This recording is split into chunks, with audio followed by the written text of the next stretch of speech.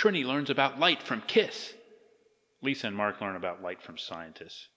Plus, the Bloodhound Gang almost dies. 3, 2, 1.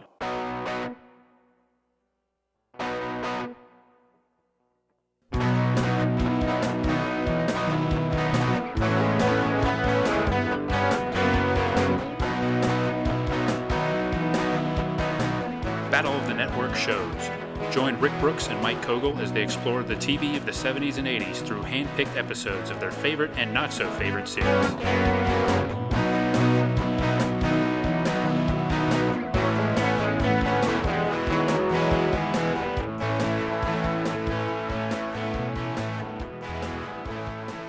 Welcome to a very educational episode of Battle of the Network shows. I'm Mike. I'm Rick. Hello, everybody. And today we're going to be talking about 3, 2, 1 Contact. Yeah, I feel smarter already.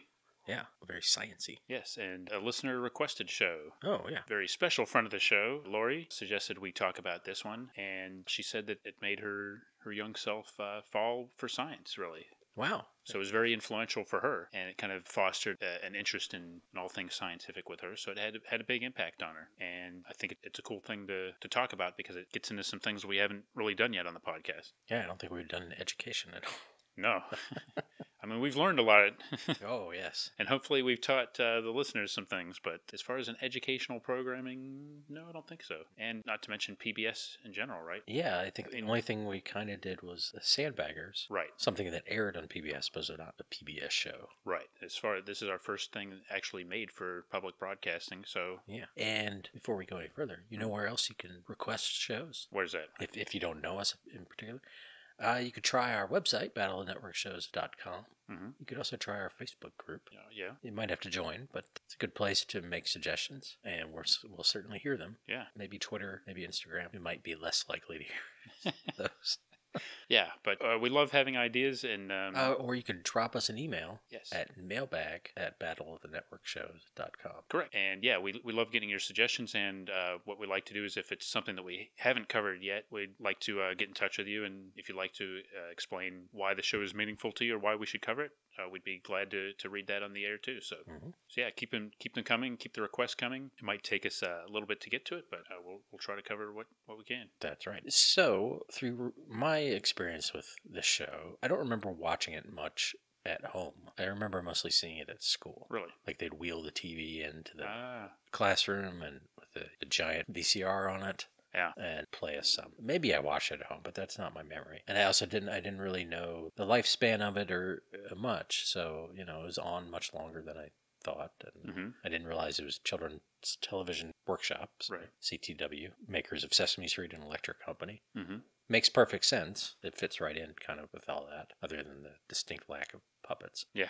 But, but I remembered the song. I remembered the opening credits. Right. And once I was watching the episode we're going to talk about, I certainly remembered seeing these particular hosts. Yeah. So it's a show that certainly stuck with me. But yeah, I maybe had only seen a handful of episodes ever. I think my experience is similar to yours, although I don't remember watching it so much in school, though I think it must have happened at some point. But I do remember watching it home on occasion, but I don't remember specific episodes. I kind of like watching the host brought it back to me, and the theme song was the one thing I remembered, and the Bloodhound Gang segments, but I couldn't tell you any specific stories or episodes or of either of those, the Bloodhound Gang or the main show. However, sitting down and watching an episode or two, it did bring back like that general feeling, oh yeah, the theme song, and kind of like the nostalgia, and oh yeah, I remember these hosts, and I remember it in like that vague sense. But I think with me, like some of my TV as a kid, I think that my impression, I don't have a lot of memories of watching like shows geared towards really young kids. Like now it's more segmented, like there's more programming geared just for like 3-year-olds, for example. I think I was probably watching this when I was really young, but already I was kind of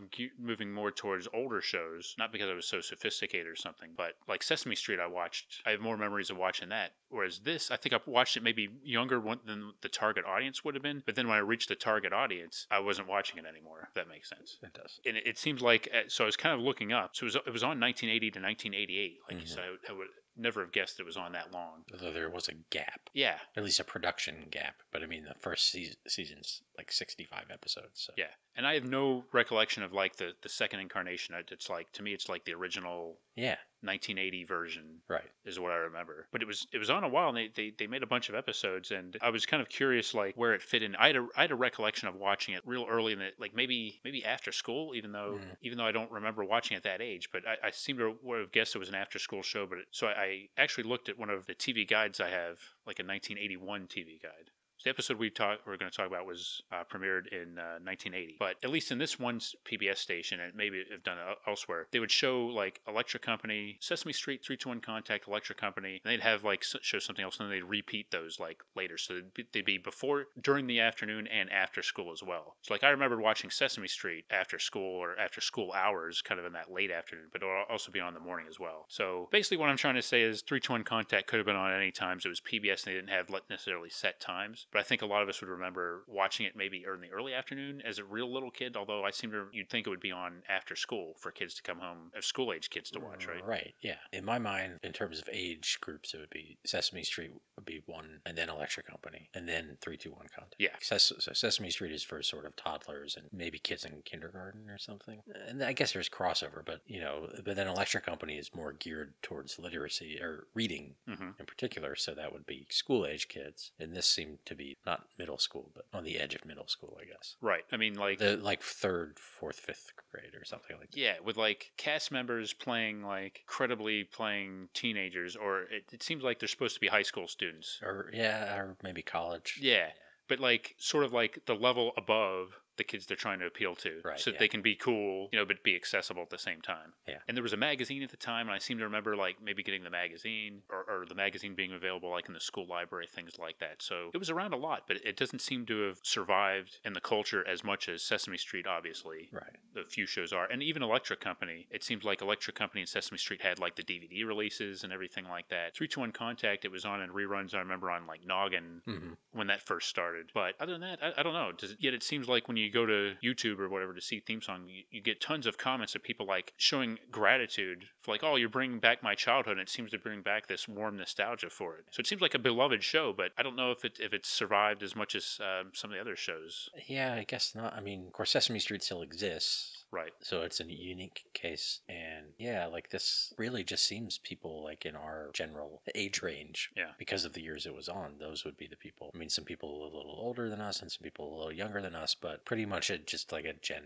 X kind of audience. Yeah. Maybe a little bit into the next. Right. But maybe, people watch it on Noggin too, because that was in the 90s. So. Yeah. Yeah, I don't know. I mean, the song is such a cool song. It really is, yeah. I mean, I'm glad we're talking about it for no reason than just to give it some more pub or whatever we can do, because and going back and watching it, it's like it's a really quality show, and I'd kind of like to see it recognized a little bit more. Yeah. Now I don't know if like some of the science doesn't hold up anymore, or, because science, they learn things, and like I mean in this show it certainly it's such basic. Yeah. What we're going to talk about is pretty basic stuff, but I don't know if there are episodes about like space things.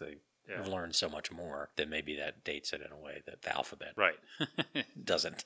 Well, one thing that Lori said after watching a couple of episodes was she said something like, I like how a lot of this show is taking 3 or 4 different devices to do something that we can just do with our phone now. Right.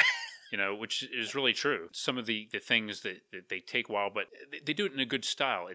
And to me, one of the things that comes through about this is just the sincerity of it. Just they don't seem pandering in a way like I think for professional reasons you and I have been exposed to a lot of educational, informative programming, right? And to me, a lot of time it comes with like a certain like contrived phoniness to it, where maybe they'll have kids trying to be cool. It just seems self-conscious. Where one thing that I was struck by was how maybe it's a testament to the cast, but I think just overall creatively how good the show is, that it just feels natural. There's nothing, even though it's an inherently artificial environment, basically 3 kind of kids talking about science and explaining to each other. Their enthusiasm seems genuine. It doesn't seem forced. They go out in the field and do these things, and it just all seems very natural and like, oh, it really does make science seem cool, unlike some shows that strain to make science or education seem cool and come off as condescending or just not good. And now I'm thinking like what you were talking about earlier about them being an age, slightly above, but still relatable, but almost like, I don't know, like a babysitter or something. Ah, yeah, it's very good. A good babysitter. Yeah. Like, oh, okay, it's this high school kid or someone who's in college and knows how to talk to a kid. Right, like a cool babysitter that you kind of look up to. Right, and we're gonna show you how to make a rainbow. Yeah. Or whatever. Yeah. Yeah. or a cousin or something, or older sibling. But I'm thinking babysitter. Yeah, they are down to earth, and maybe that just fits in with kind of the human characters on Sesame Street have that same quality of, even though they're actors not being actorly. Yeah. That they have, like in this, because they are characters. Trini has a very New York accent. Yes. And that was the first thing, like, oh yeah, I remember her. Okay. Yeah. And it just makes them seem real. Yeah, yeah. They are, but I mean, they are. No, I totally understand, and it's kind of nice. Like, it's a throwback to, again, like talking about public broadcasting. PBS was one of the few channels you got, and like in my area, you could reliably get PBS even when I was very, very little, and it was always on. At least when I was up, maybe not necessarily, but during the day they were showing kids programming, and it was kind of like a reliable thing. TV wasn't fractured back then, obviously, like it is today, but even PBS is kind of, they've got the PBS Kids, but I don't know. I think that's part of the nostalgia I had watching this, was just thinking back to like days, or some of my TV memories were like when I'd be homesick and just watching like TV. Maybe I'd just watch PBS or something like that, and there weren't that many options, and it maybe made it easier to stand out. But it's good that Children's Television Workshop put this together to make science appealing and entertaining to kids, and it really didn't stimulate an interest in science to me. But I like the show. Yeah. I'm not saying it changed my life in that direction. I think Sesame Street was much more influential to me. Like Sesame Street and Mr. Rogers, I think I have very specific memories of, where even Electric Company, it's my basic memories of that are Hey You Guys and Spider-Man. Yeah. And maybe the thing with the mouths. And maybe Easy Reader. To me, it was, even then, I think. That's a Morgan Freeman. Yeah. Yeah. But I don't have a lot of specific memories of 3-2-1 Contact, as I've said, but there's just something felt great about watching it, revisiting it. Yeah. So the episode you suggested, and we're going to talk about it, as part of a series. That's the other thing. They would do like a number of episodes on the same topic in a row. So this is from a series about light and dark. Mm-hmm. I think it's the middle episode, maybe, of 3. And it features Kiss. Yeah, Kiss.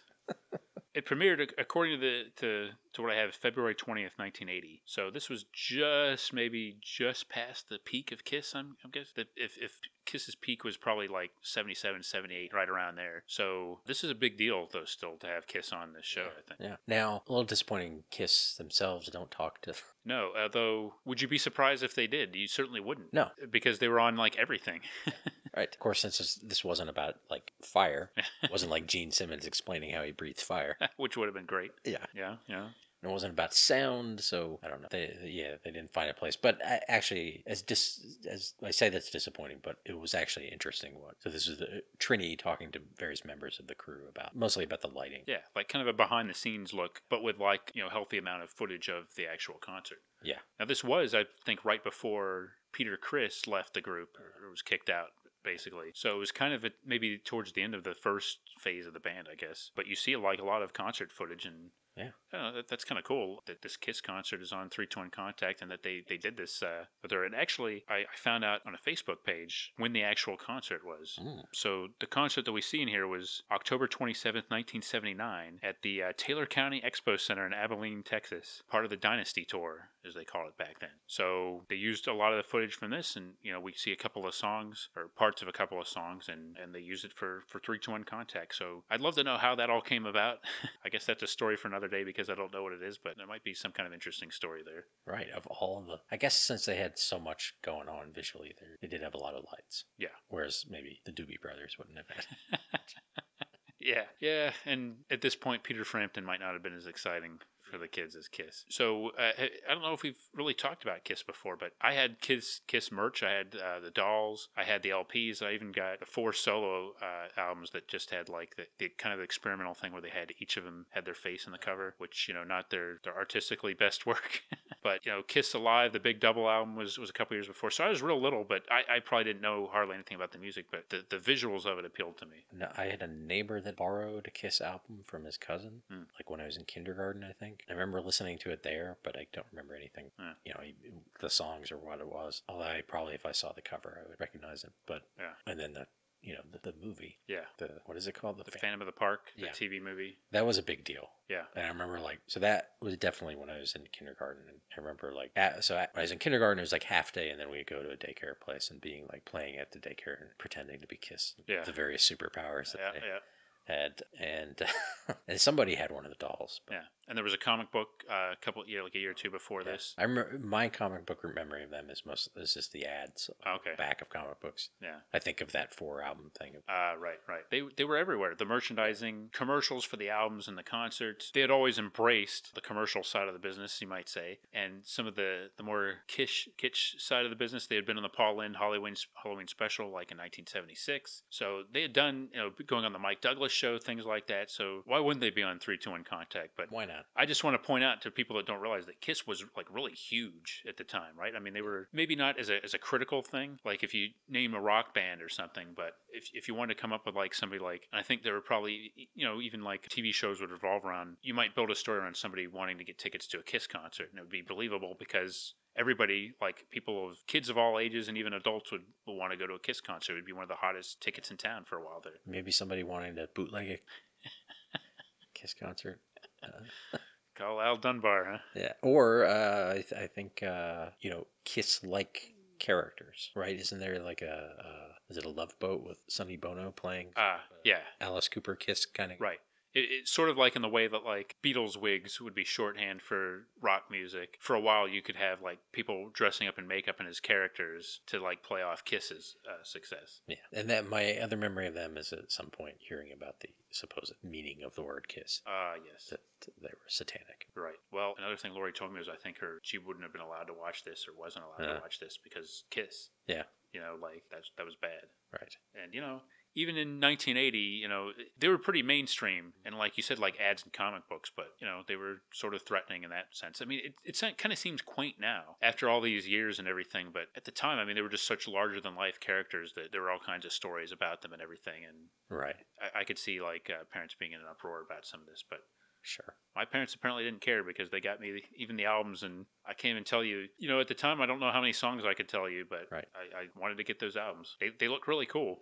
the black backgrounds and the dramatic lighting with the close up of the the profiles. And then a couple years after this, they had different lineup and they ditched the makeup as a thing, and then it was all downhill after there. So, for instance, I remember that, again, from the ads, like the Peter Criss cover, his hair sort of being highlighted with green light. Mm-hmm, yeah. Which now I know, because I watched this episode, it's because his hair was not absorbing the color green. Right. It was absorbing all the other colors of the spectrum, but reflecting green. Yeah. So that's when we see something that's green, or blue is the example in the show. Right. It's reflecting that light back at you. Yeah. Who was that guy that Trini was talking to? They didn't really introduce him, did they? No, they didn't say who he was. But he's an amiable kind of guy, apparently with the band. And yes, he wasn't the lighting director, because there was another guy who said he was the lighting director. Yeah. But he was something, like he was involved in that, because he explained that like a filter or a gel or whatever it does, say it filters out all the other light, so that in this, like a blue one would just shine blue light on.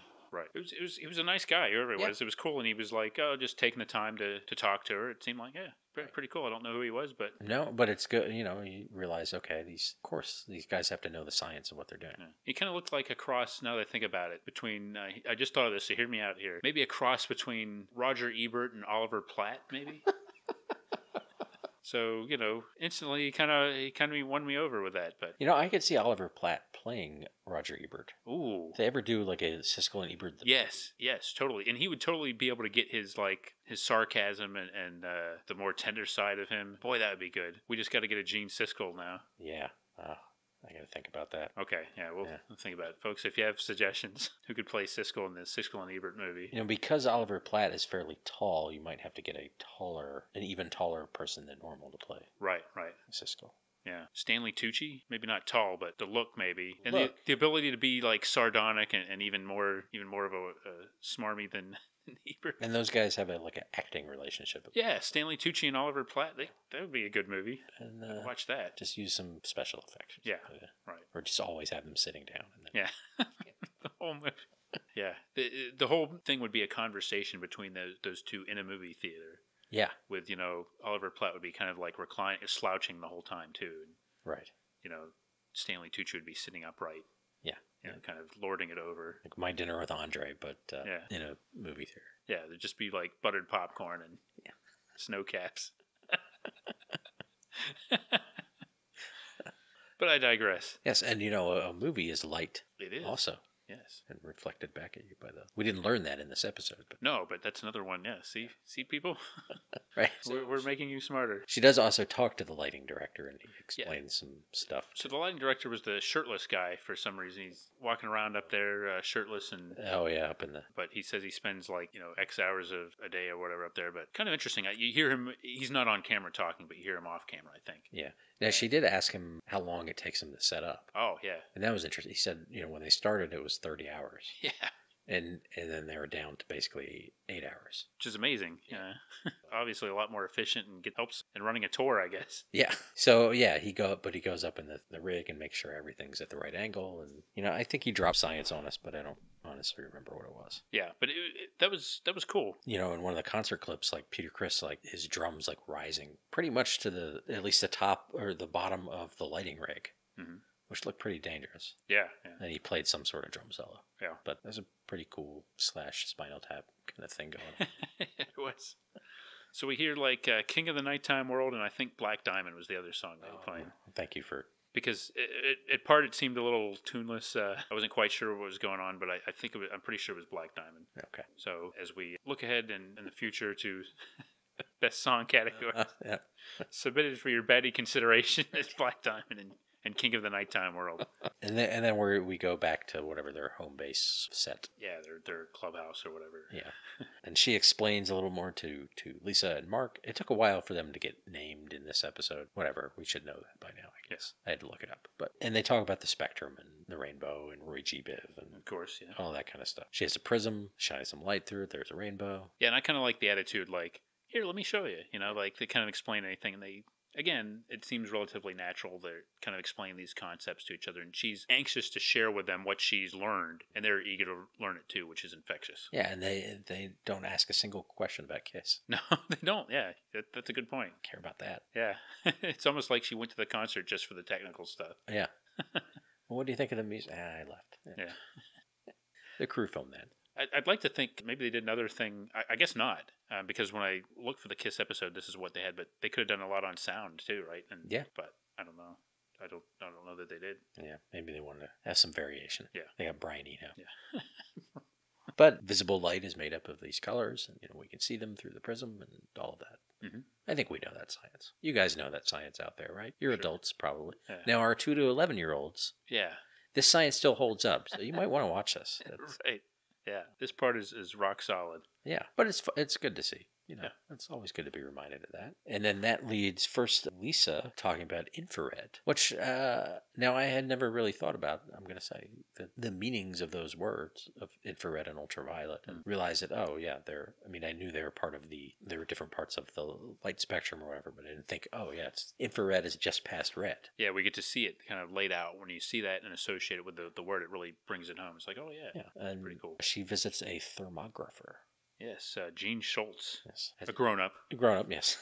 Infrared camera, and he shows her how it works, which had some interesting aspects to it you wouldn't think about. I don't know if this is the case anymore, but at the time he had to use liquid nitrogen to keep the rest of the camera cool. Yeah, that the heat from that didn't bleed into the lens. He said it was like keeping light out of the lens for a normal camera. Yeah, it seemed kind of dangerous. He was just pouring around liquid nitrogen without safety good point. Or anything like that. It's like, if you tripped or something and spilled it, that would have been bad. You don't want to get any liquid nitrogen on you. No, I don't think so. And what did you think about his sketchy son Charlie, who was hanging around? They were kind of pointing the camera at him, and he just kind of seemed like showing different parts of him that were hot. Yeah, or not hot. I mean, maybe he's not sketchy, but I kind of got the impression that maybe. I think Charlie doesn't really like doing any of that, but then he heard Lisa was coming over. Yeah. And then he's kind of exploring, what exactly can you do with these infrared cameras? Heat, huh? Yeah. But we learned that your clothes help keep in your body heat. Mm-hmm. So if you have an infrared camera pointed at you, the closed areas are going to look cooler. Mm-hmm. And he even, he opened his jacket or he took off his glasses, and you could see it would get warmer because of that. And then he stood behind a curtain, and they could actually see through the curtain because of that, that was pretty cool. Yeah, no peeping, Charlie. Yeah. Busted again. Yeah. Charlie's probably taken the infrared camera out before. Yeah, I bet he has. Yeah. and he always forgets to take the liquid nitrogen. Yep. Maybe that's a good thing. I don't trust Charlie with any of that liquid nitrogen. I'll tell you that right now. But that's interesting too. I don't, honestly didn't know a lot about infrared. Yeah, anything with colors and there's cool, almost trippy kind of visuals, and it makes for like good television, I think. Yeah. And all this is done like in a relatively low key way without like music, bells and whistles and graphics and stuff, and I like it. It's just a guy like explaining to Lisa and to us the audience, kind of what it is. It's not quite Mr. Rogers, but it's a little bit more sophisticated than that, but it's calm. It's not frenetic. Right. Yeah, it's not. It's not paced like Mr. Rogers, but it is that same trusting just someone to talk to a kid. Yeah. And have it make sense to them. There's a certain deliberate nature to it, but it's good. It was a good segment, and again shows like just simple production and emphasizing the message as opposed to like more stylistic aspects. And I think it's very effective. Mm-hmm. And we learn, what you would actually use this for, rather than just doing cool tricks. Yeah. So they might study buildings and see where heat's getting lost. He said they could look at like a herd of cows, and the cows that were the hottest would be ones that were sick. Yeah. And they had used it at the time, like find an escaped convict in the woods. Yeah. And then they show some satellite images and stuff like that. And you could build a giant laser gun somehow to eradicate any enemy of yours. Right. They didn't really get into that, but it was implied. And they didn't get into anybody like what superheroes have infrared vision. Yeah, kind of a missed opportunity. But we got Kiss in this episode, so I can't be too disappointed. Yeah, and of course, Kiss, they're superheroes. Right. Then we move on to the ultraviolet, which basically the opposite side of the spectrum. Yeah. Just past violet. And Mark takes us on this adventure to Tom Eisner at Cornell, was it? Yeah, I think Cornell. Pretty good school. It is a pretty good school. And they're going to talk about ultraviolet, but like one of the lead-ins to that is that insects can see in the ultraviolet spectrum. Yeah. Oh, how I envy them. So they're looking at some butterflies, and then they go inside and have like a lens, a special lens for a regular video camera, no liquid nitrogen here, that can see the ultraviolet spectrum. So he shows that like some flowers have more going on, like patterns, than you would expect, and that's insects see that and they know what they're looking for. And also that like butterflies, that they can tell male and female apart because the colors are different in that spectrum. Right. It's a useful skill. Yeah. Especially in the insect world. Right. And flying things, smaller animals. They don't have as many tools to distinguish themselves as we humans do. That's right, yeah. They don't have clothes. They don't have any. Right. But they do. They can see that stuff. So that was a pretty short segment, I guess. It was, yeah. But that's interesting again. They didn't really talk about the ultraviolet light can damage your skin. No, you're right. They didn't. Mark was sniffing around asking about ultraviolet glasses or something like that. Or, Right. He was clearly looking for something. But he wants to be able to see he wants to be able to find those female insects. Yeah. Well, there's ways to do it, but not with a pair of glasses. Not at this time. So is this stuff some of the stuff Lori was saying you could do with your phone? I think Imagine there are like camera apps and things that allow you to sort of do that stuff. Yeah, I think so. Yeah, I mean, we watched some other thing too. So I don't know if it was specifically this, but it did seem like I don't think it was this, but I think there was another episode where somebody was doing something and it did seem a little convoluted because there were like 3 different things involved. Right. It's cool, but you don't really need all this equipment now. Right. Then after that, we get the Bloodhound Gang segment. Yeah, no, the Bloodhound Gang is the one sort of like plugged, more contrived thing of each episode, it seemed like, because they don't just like, they just say, well, here, they make a joke like, well, I wonder what the Bloodhound Gang would think of this, or right. Or they just, here's the Bloodhound Gang. Yeah, and in a way, it's the most children's television workshop aspect to it, too. Yes. Like a thing that they could take and put in, which I think they did later, move around to other episodes. Right. But also like a filmed piece and a little bit, more entertainment. Although, I gotta say, my memory of it, and this bore it out, is that I never really connected to that because I guess I wasn't watching enough regularly. And it is sort of serialized. Yeah, that was a big disappointment. It's like, what, you see one episode and you never find out. I don't know. I guess I could have found the other episode. Yeah, it is available. And I think they say, like, tune in tomorrow to see the conclusion or something right, like that. Yeah. It's like, well, I don't know if I did that. Or what if your PBS station shows them out of order? Yeah, right. And I never quite understood what they were up to and why they were a gang. What the premise is. Yeah, cool song. But yeah. So apparently they're a detective agency and their owner is never around. I guess that's a recurring theme that I think she says on the phone, like, Mr. Bloodhound's not here or whatever. Oh. So that they're minding the store and they get on these adventures. Yeah. And like I guess Sid Fleischman or something like wrote all these segments. He was like a pretty acclaimed children's author, and he was the creative force behind Bloodhound Gang, or at least he wrote all the mysteries. Huh. So they had some, like a children's author devising these things. But yeah, to me, what I remember most is like, I can't remember the hairstyle. Yeah. Was it Nan or now I can't remember her name. Yeah, I don't know. And I know that Glenn Scarpelli was our boy Glenn Scarpelli was in these, but not in this one that we watched, unfortunately. Yeah. And the actors, so one of the actors tragically died young.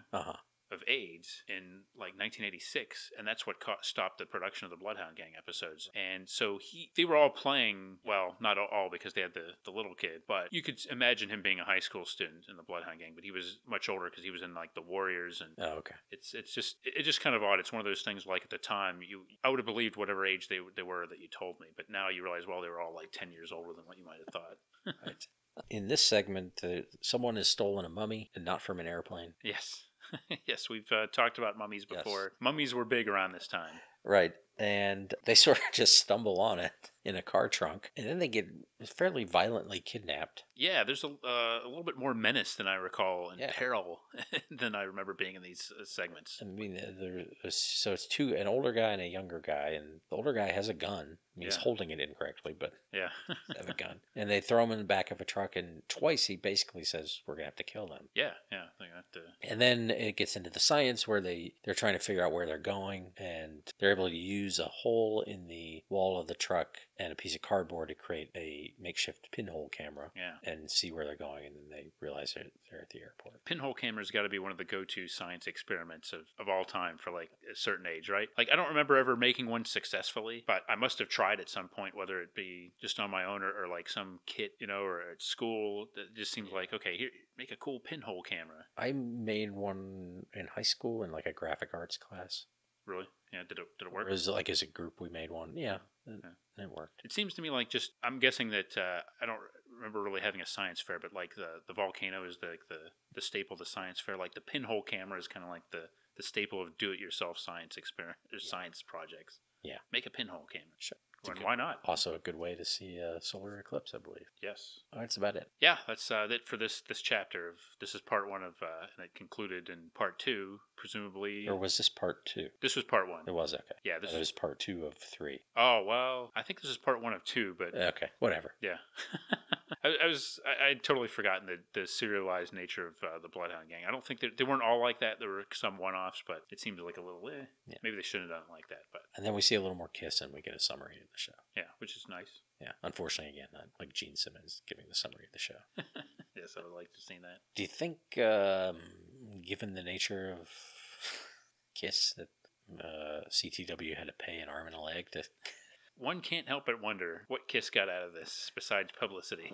Exactly. Yeah, I've got to think, because they used like bits of their music, clearly using their likeness. I don't know. Yeah. I don't know, but I wouldn't be surprised. Maybe this is why maybe this is the single reason why we don't see 321 Contact more, and it's not on DVD. They can't get the rights to that Kiss episode. Or Kiss somehow got the rights in perpetuity to the whole series on future releases. They get a cut of everything. And they don't believe in science. Yeah. They don't believe in science. It's what their Lord and Master Satan told them. Yes. Or at least what Gene Simmons said one time. Yeah. I'd like to see Gene Simmons' rationale for this, but I'm sure he's got it's either he's got some weird convoluted thing, or he's just like upfront about like, it's perfectly fair to get money for our likenesses. That's right. Who cares? It is educational. Kids can learn about money too. Yes, at an early age. What about keeping a close eye on their intellectual property? Yes. Well, I don't know if they ever did an episode of 321 Contact about intellectual property. Probably not. No. But yeah, it's a cool episode, and you get the end theme song, which You mentioned the theme song with the vocals, but one thing I think CTW is to me that stands out with them is that end theme music, because even like kind of stripped out and just like kind of the instrumental part, it's even cooler almost than the beginning. I told you that there's the very first episode, which is online. You can see them actually recording the 3-2-1 Contact theme song. I watched that part of it. Yeah. Isn't that awesome? It was cool. Yeah. Is it like so cool seeing like the real musicians doing this, and the horns and the vocalist. Yeah, really cool. But I just love that. It's kind of like, and I love that end part. And I think I watched another episode where you're kind of like, oh, but there's like the episode credits, but then they tack on like the general show credits with like the underwriters and the, and everything. And that has the actually, the bed of music in the back. And it kind of reminds me of like Sesame Street, how you'll get the, the kind of like wistful, but then you go into the like, when you get the full credit stuff, wow, wow, wow, wow, dun dun dun dun dun, with the full horns and everything. Like, whoever's doing the music for CTW, I guess we saw like one of these guys. Boy, he knows what he's doing. He does, yeah. What a great theme song. I can't decide what my favorite part of it is. Like, I really like just the bass drum. Yeah. Yeah. It's almost like, especially at the end, I'm noticing without you just kind of want to stomp along to it, Yeah. Little wah-wah guitar. Yeah. The horns are cool. The vocals are cool. Yeah. It was cool seeing the two ladies doing the 3-2-1. Yeah. And going right into singing. Right. Imagine that's hard to go back and forth. Oh, yeah. Between those. And, let's make contact. Yeah. It's great. Yeah. I almost would have believed. I haven't heard that song in years, and I almost would have thought that like the song was much longer than it actually is. You watch like the beginning, it's like, wow, that's not long at all, but it makes an impact. And at least the version of the Kiss one that I watched, part of it was cut off. Yeah. Me too. That's kind of a bummer. Just the very beginning is missing. But that first episode, it was interesting because it was the first episode. In that segment, they kind of spent some time explaining the concept of the show. But in a way, I guess because they were thinking of the future re-airings, they sort of treated it like you already knew what was going on. Yeah. But then they showed them making the song and then like finishing up the mix, and one of the guys like, I think that's the one, and then they go into the actual opening. Yeah. That was very cool. It's a nice build up. And then at the end, you go into, if we talked about this before, after 3-2-1 Contact, you get the creepy PBS logo that always freaked me out. Where the P is a face. Dun, dun, dun, dun. Yeah, for some reason that freaked me out. I don't think I'm alone in that. If you look on the internet, I think that logo kind of I guess their haunted people. Still sort of looks like that. Yeah. I don't think it ever bothered me. It really did. Coming at the end of something was jarring to me. It was but a lot of that stuff jarred me. I don't know. Maybe it was just me, but yeah, you and the guy at the end of Taxi and yeah, that's right. I guess I had a lot of hang-ups watching this TV as a kid. But again, that's also, and it certainly grounds it in, like, PBS primetime programming as a kid, no, but daytime programming, and even like some of the stuff geared towards younger kids, I did watch that too, and of course Sesame Street. But 3-2-1 Contact, man, it takes me back. It's a really cool show. It seems like a show that they could bring back. Yeah, especially because of the emphasis on STEM and everything now. Right. And if they kept the basic feel of it, rather than, like you said, pandering to certain things or trying to be cool, they could really work. It's probably tough for them to resist it, though. I mean, so many things are different now. Even Sesame Street, as we know, isn't what it used to be. Yeah. It's shorter. It's more, kids' attention spans are long or shorter. This doesn't seem to me like a slow show, but you can tell, like, it's just, like I said, less frenetic. It just seems like a little bit quieter, and I find that a good thing. Yeah, I think they would at least feel the urge to put younger kids on it. Or sure. I think other than the Bloodhound Gang, it's definitely like a more gentler kind of show. I have a feeling if they redid it today, it would be a lot different. They just couldn't do it the same way. Right. Although they should. I agree with you that they could. Now, I don't know if you noticed this in the list of hosts on Wikipedia. Only like 3 people had links to other Wikipedia pages. Yeah. One of the very last person on the list is Dennis Weaver. Oh. Now, I clicked it and it went to Dennis Weaver, the actor. Yeah. But I don't know if that is who they actually mean or if it was just somebody named Dennis Weaver. I interpreted it. I could be wrong, but I saw that. I thought it was on like a as themselves kind of side, and that maybe he made like 1 or 2 appearances or did some segments, but they're lumping him in with her. But he was distinct from like the other side, which was more like actual host. Oh, okay. But that's something that maybe we'll have the crack research team look into. Yes. Because that struck me as not keeping with. Yeah, and it was like the only name I recognized too. Yeah. And now the only other one and I still had to look this up, might come back in the future. One of the people from Head of the Class was on there. The sort of the child genius character. Oh, really? Okay, so she was in like the later. Yeah. Okay.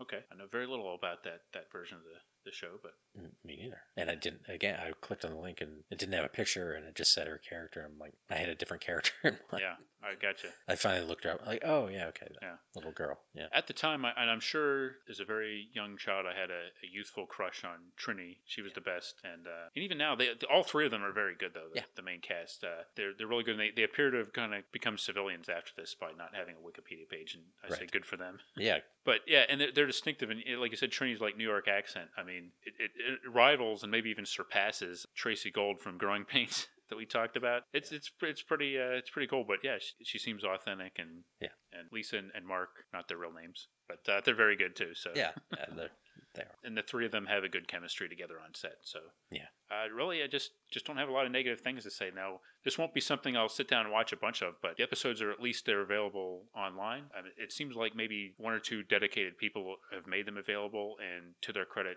Children's Television Workshop, I guess because they're not doing anything commercial with it, they haven't pulled them or anything. So it's easy to find. At least go online and get the theme song if you want. Yeah. And get that dose, and you'll remember it right away. It'll come back to you if you don't already remember it. Yeah, where they hexagons. Yeah, the logo and the intro, and just well done and very educational. Yeah, I feel more educated now that we've done this. Yes, I feel enlightened. Yes.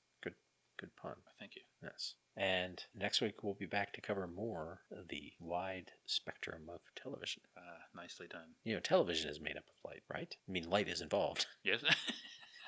I mean, are you asking me or? Yeah. Again, they didn't talk about it in this show, so I don't know. Well, I only know the science I've learned from this one episode. Yeah, I think you know what we're going to have to do, Mike, is we're going to have to find the 321 contact that talks about how television is made. Oh, I bet there is one of those. Yeah, maybe they go like on set to like Welcome Back, Kotter or something like that. Oh. That's still on in 1980? Maybe the time frame wouldn't be right, but maybe or WKRP. Yeah, that'd be kind of cool if you know. Or like a soap opera. I'm trying to think. Well, she traveled to Texas apparently. Yeah. And Cornell was. Well, I mean, it's in the same state. But, yeah. I guess they could go on the set of their own show. Right. No, that'd be mind blowing. Yeah. But yeah, I bet they did cover that. Yeah, well, have to look into that so I can learn about television. And it turns out this whole podcast, we've been doing it, and I don't know how television is made, or at least not enough to explain it to anybody. Right. But television can do that for us. That's right. What a better use of television than to explain itself. Yeah. That's right. It's got a lot of explaining to do. I think so. This episode brought to you by Roy G. Biv, fine purveyor of all the colors of the rainbow. This episode also brought to you by Science. You know, science is pretty cool when it involves rock stars dressed like demons. This episode also brought to you by Contact. It's the something. It's something, contact.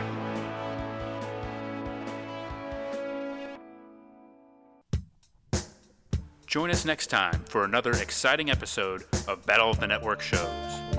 Learn more, leave feedback, and suggest future episodes at battleofthenetworkshows.com.